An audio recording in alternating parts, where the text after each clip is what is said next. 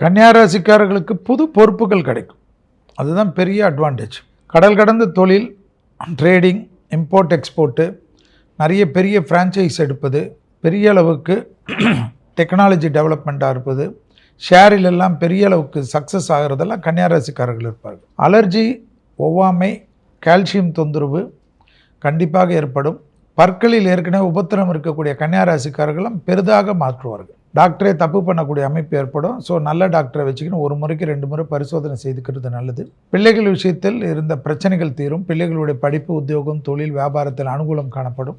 குடும்பத்தில் ஸ்தானத்தில் தான் 7ல் சனி இருப்பதனால் தான் அது நம்மளுடைய பார்வையிலும் இருப்பதனால் கண்டிப்பாக ஆணாக இருந்தால் பெண்கள், பெண்களாக இருந்தால் ஆண்கள் விஷயத்தில் அதீத கவனம், பயணங்கள் விஷயத்தில் அதீத கவனமாக இருக்கணும். ஃபோனில் திடீரென்று புது அறிமுகங்கள்லாம் கிடைக்கிறதுனா உங்களுக்கு கண்டிப்பாக ஆப்பு வைக்கிறதுக்கு ரெடியாக இருக்காங்கன்னு அர்த்தம்.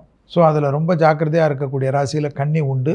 கன்னியா ராசிக்காரர்களுக்கு தாய் வழி உறவு, தந்தை வழி உறவு மிகப்பெரிய ஏற்றத்தை ஏற்படுத்தி தரும். கண்டிப்பாக நிறைய பொருள் சேர்க்கைகள் ஏற்படும். வீடு இன்ஸ்டால்மெண்ட் கட்ட முடியவில்லை என்று ஏலம் வரைக்கும் வந்ததெல்லாம் மாற்றி அனுகூலம் காணப்படும். உங்களை விட்டு பிரிந்த எதிரிகள் எல்லாம் ஒன்று சேர்ந்து உங்களிடத்திலே சரணாகதி அடைவது தான் ஆச்சரியமாக இருக்கும். அதனால் பயப்பட வேண்டாம்.